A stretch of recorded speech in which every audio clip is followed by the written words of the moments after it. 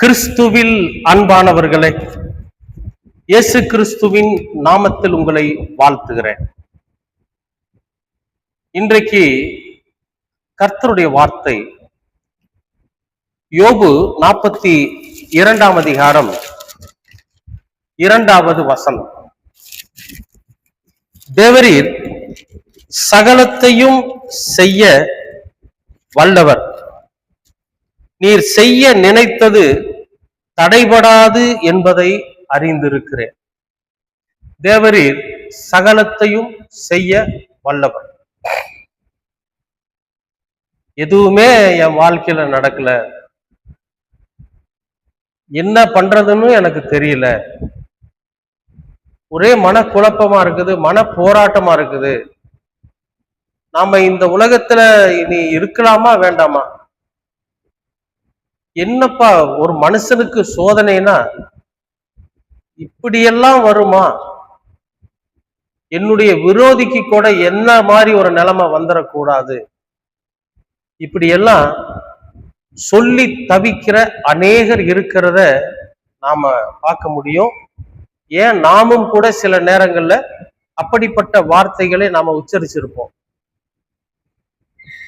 தேவரீர் சகலத்தையும் செய்ய வல்லவர் அப்படின்னு கர்த்தரோட வார்த்தை சொல்லுதே தவிர நம்முடைய வாழ்க்கையில எதுவுமே செய்யலையே, ஆண்டவரு எதுவும் நடக்கலையே, நான் என்ன செய்யறது என்றெல்லாம் புலம்பிக் கொண்டு அழுது கொண்டிருக்கிற உங்களுக்கு நான் என்ன சொல்றேன்னா, இந்த யோபுனுடைய கஷ்டத்தை பார்த்து நாம நம்மளை தேர்த்திக்கிறோம். இந்த வார்த்தை நல்ல கூர்ந்து கவனிச்சீங்கன்னா அதுல ஒரு விஷயத்தை நாம தெளிவா புரிஞ்சுக்க முடியும். நீங்க எல்லாத்தையும் செய்ய வல்லவர் அவரு, அவர் செய்ய நினைத்தது தடைபடாது.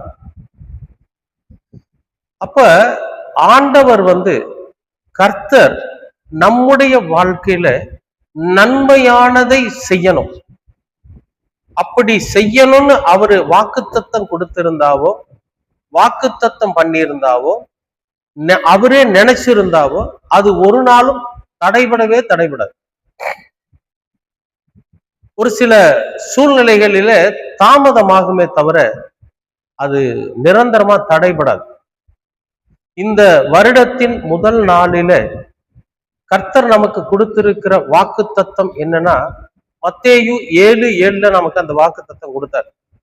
கேளுங்கள் அப்பொழுது உங்களுக்கு கிடைக்கும், தட்டுங்கள் அப்பொழுது உங்களுக்கு திறக்கப்படும், தேடுங்கள் அப்பொழுது நீங்கள் கண்டுகொள்வீர்கள் என்றெல்லாம் கர்த்தர் நமக்கு வாக்குத்தத்தம் கொடுத்திருக்கார். அப்ப நாம தேடும் போது அதை கண்டுகொள்ள வேண்டும் என்பதை அவர் நினைச்சிருக்கார். நாம கேட்கும் போது அதை கிடைக்கப்பெற வேண்டும் என்பதையும் கர்த்தர் நினைச்சிருக்கிறார். நாம தட்டும் போது நமக்காக திறக்கப்படணும் அப்படிங்கிறதையும் கர்த்தர் நினைச்சிருக்கார். அதனாலதான் இந்த வருடத்தின் துவக்கத்துல நமக்கு அப்படி ஒரு வார்த்தையை கொடுத்து நம்ம தைரியப்படுத்தினார். அன்பானவர்களே, அது ஒரு நாளும் தடைபடாது. கொஞ்சம் தாமதமாகுதுங்கிறதுக்காக எங்கே ஆண்டவர் நம்மை கைவிட்டுட்டாரோ, நாம இனி நம்முடைய வாழ்க்கை இப்படியே முடிஞ்சு போயிருமோ, அப்படியெல்லாம் நீங்க நினைச்சு உங்களை நீங்களே வருத்தத்துக்குள்ளாக நீங்க இது பண்ணிக்காதீங்க.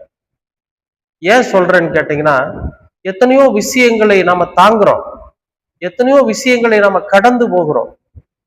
அப்பொழுதெல்லாம் கர்த்தர் நம்ம கூட இருந்ததுனாலதான் நாம இன்றைக்கு வரைக்கும் இப்படியெல்லாம் இருக்க முடியுது.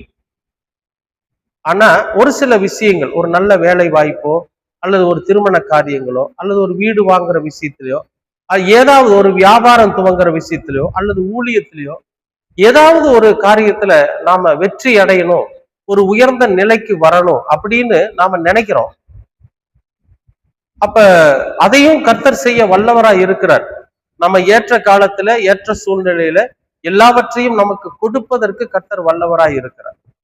அவர் நமக்கு கொடுக்கணும்னு நினைச்சிருக்கிறது ஒரு நாளும் தடைபடாது. அதனால நீங்க தைரியமா இருங்க, தடையில்லாமல் நீங்கள் பெற்றுக்கொள்ள போகிறீர்கள்.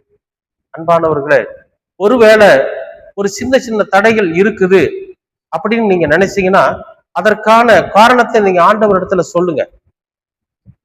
ஆண்டவரே, என்னுடைய வாழ்க்கையில இது நடந்திருக்குது, நான் ஒரு சின்ன தப்பு பண்ணிட்டேன், ஒரு சின்ன பாவம் பண்ணிட்டேன், அல்லது உமக்கு விருப்பம் இல்லாத ஒரு காரியத்தை செஞ்சுட்டேன், உமக்கு விருப்பம் இல்லாத ஒரு வார்த்தையை நான் பேசிட்டேன், என்னை மன்னிச்சிருங்க, என்னை ஏற்றுக்கொள்ளுங்க, நீங்க என்னுடைய வாழ்க்கையில செய்ய நினைச்சது தடையில்லாம நடக்கட்டும், நீங்க எல்லாவற்றையும் செய்ய வல்லவர் தானே, என் வாழ்க்கையில செய்யுங்கன்னு சொல்லி ஆண்டவரோட சமூகத்துல நீங்க கண்ணீரோடு ஜெபம் பண்ணுங்க. அவரை இறுக பிடிச்சு கொண்டு நீங்க எனக்கு செஞ்சே தீரணும்னு சொல்லி கர்த்தரோட சமூகத்துல உட்காருங்க. கண்டிப்பா அது தடைபடாது. கர்த்தர் உங்களுடைய வாழ்க்கையில அதை செய்வார். ஆண்டவர்கிட்ட கேட்போமா? அன்பின் பரலோக பிதாவே, உமக்கு ஸ்தோத்திரம். இந்த நாளை ஆசீர்வதித்து கொடுத்ததற்காக நன்றி. நீர் எல்லாவற்றையும் செய்ய வல்லவர். நீர் எங்களுடைய வாழ்க்கையில செய்ய நினைத்தது தடைபடாது. ஆனாலும் ஒரு சில காரணங்களினாலே அது தாமதமாகிறது. அதற்காக நாங்கள் உங்களுடைய சமூகத்துல ஜெபிக்கிறோம். ஏற்ற காலத்தில, ஏற்ற சூழ்நிலையில நீர் எங்களுக்கு தர நினைத்ததை கொடுத்து உதவுமாறு நாங்கள் வேண்டுதல் வைக்கிறோம். எல்லாவற்றையும் உம்முடைய குமாரனும் எங்கள் இரட்சகருமான இயேசு கிறிஸ்துவின் வழியாய் நாங்கள் வேண்டுகிறோம், எங்கள் நல்ல பிதாவே. ஆமேன், ஆமேன்.